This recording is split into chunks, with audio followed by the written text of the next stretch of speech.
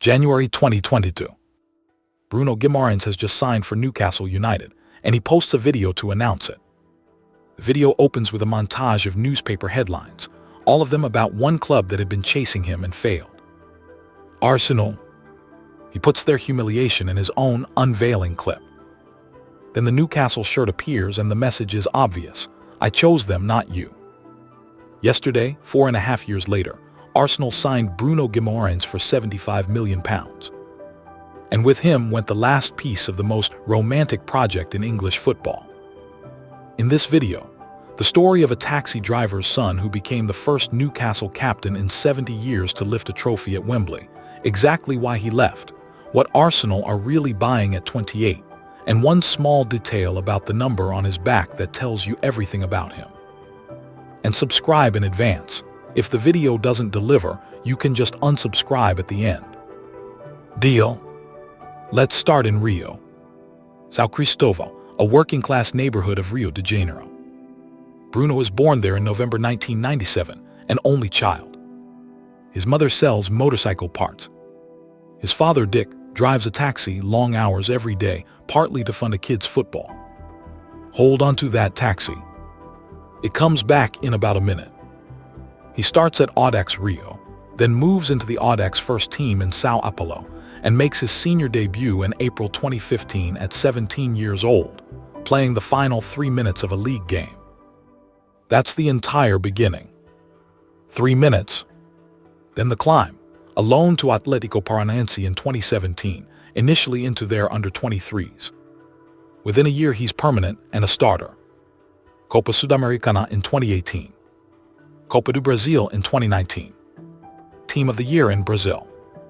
In January 2020, Lyon pay around €20 million, and 6 months later he's in a Champions League semifinal. Then Olympic gold in Tokyo. And when he signs for Lyon, he picks a shirt number that makes no sense for a midfielder. 39. It's the number that was displayed on his father's taxi in Rio. He kept it at Newcastle for 4.5 years. A permanent, public thank you to the man who drove strangers around a city so his son could play football. Now, January 2022. Newcastle are 19th in the Premier League. They've been taken over by the richest ownership group in world football about 10 weeks earlier, and the sporting reality is that they are heading for the championship. They pay Lyon around £40 million for a 24-year-old Brazilian who, by most accounts, had bigger options, including Arsenal. He picks the relegation battle, and that's the choice that made Tyneside fall in love with him before he'd kicked a ball. His first goal for the club was a backheel volley. Of course it was. And what followed was, briefly, one of the best stories in European football. Newcastle stay up comfortably. The next season they finish 4th and qualify for the Champions League. In August 2024, Bruno is made captain. And then March 2025, Wembley, Newcastle beat Liverpool 2-1 in the League Cup final, and Bruno Guimarães lifts the club's first domestic trophy since 1955. 70 years. He becomes the first Newcastle captain to raise a cup at Wembley in 7 decades, and afterwards he calls the city his second home. Remember that phrase, because 17 months later he's an Arsenal player. And here's the statistic that explains why losing him hurts so much more than a normal transfer. Last season, the season Newcastle collapsed from 5th to 12th. Bruno scored 9 Premier League goals and added 8 assists. Both club highs. 17 goal involvements, equaling his personal record. And he did that while missing 15 matches injured. Think about what that means. Newcastle's top league scorer was their central midfielder. Not one striker at the club reached 10. He was named Player of the Year in a season. The team lost 17 games. There's a starker version too. Across his Newcastle career, in the first 10 league matches he missed, the team won none of them. 0. With him, around 1.8 points per game.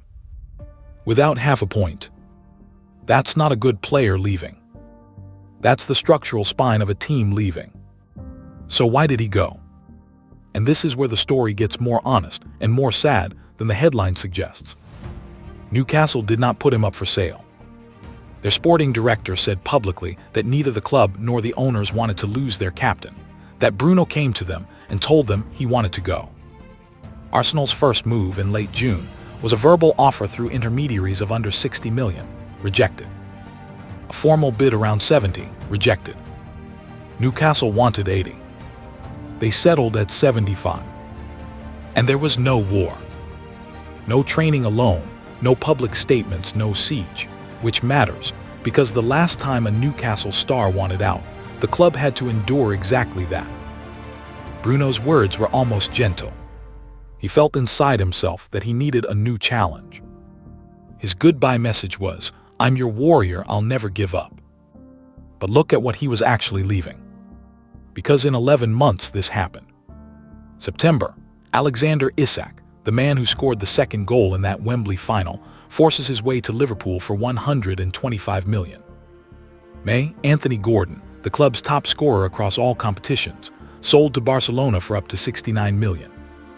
June, Kieran Trippier, the first signing of the entire Saudi era and a former captain, released on a free. July, Sandro Tonali, Bruno's midfield partner, sold to Tottenham for 100 million. And then on the 30th of July, Eddie Howe, the manager who built all of it, walks away. Add Bruno, and Newcastle have sold roughly £369 million of football in under a year. So no, Arsenal didn't cause this collapse. They just arrived at the end of it and took the last thing standing. Which brings us to Arsenal and what they're actually buying, because it isn't just a name. Start with the obvious, they're the champions of England. 85 points, 26 wins, 27 goals conceded, their first title in 22 years. They did not need a midfielder. They have Declan Rice, Martin Zubimendi, Martin Odegaard, Mikel Merino. So why spend 75 million? 3 reasons. First, versatility. Bruno can play as a 6, as an 8 on either side, or as a free creator, which means Arteta can rest Rice, who played through pain last season, and rotate Zubimendi without the level dropping. Second, and this one is beautiful, if you understand how Arsenal actually win. Set pieces. Arsenal scored a Premier League record 19 goals from corners last season. And Bruno has 12 set-piece goals since 2022, the joint best of any midfielder or forward in the league. They just bought a specialist for the exact weapon they've built their title around. And the third reason is the least measurable and maybe the most important. Since his Premier League debut, Bruno has been fouled 410 times, over 100 more than any other player in that period. He also commits fouls constantly, at least 45 in every full season. That's the profile of a player who kills opposition, counterattacks with small, cynical, entirely deliberate interventions. Arsenal have spent years being called too nice. They just signed a captain who isn't. But be honest about the risk, because there is one. £75 million for a player who turns 29 in November is, by some counts, the biggest fee ever paid for a midfielder aged 28 or older. There's almost no resale value here. Arsenal's midfield was already crowded. Somebody talented is going to be unhappy. And Bruno's freedom at Newcastle was total. Arteta's system is far more positionally strict. This isn't a signing for the future. It's a signing for right now, a Champions League bet made by a club that just won the league and has decided the only unacceptable outcome is standing still. So what's left on Tyneside? A completely different plan. This summer, Newcastle spent around £140 million on 5 players aged 18 to 24, under a new 38-year-old head coach from the Red Bull School. By young developed sell high. It's coherent, it's modern, and it might work. But there was a warning sign in July. Newcastle agreed a fee of roughly £49 million for the midfielder Yohan Manazambi, and he chose Aston Villa instead. The reported deciding factor. Champions League football. That's the real damage. Not the money. The moment a club stops being a destination. So here's the verdict. Arsenal didn't destroy Newcastle. The dismantling was already almost finished. Arsenal just walked in and took the captain off the top of the pile. But there is a symmetry that hurts.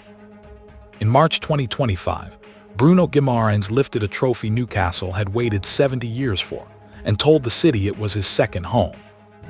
17 months later, the striker who scored in that final is at Liverpool.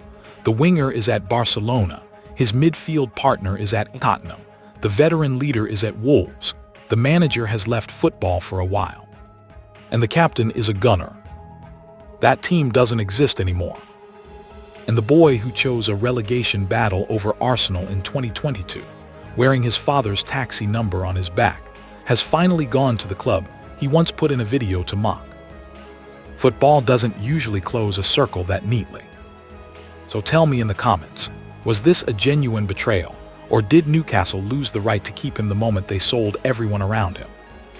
And for Arsenal fans, 75 million for a 28-year-old with no resale value, brilliant, or the kind of deal champions regret in 2 years. And if you want the full story of how Newcastle actually collapsed, the Isak rebellion, the 250 million they wasted, and why the richest owners in football legally couldn't save them, that breakdown is already on the channel.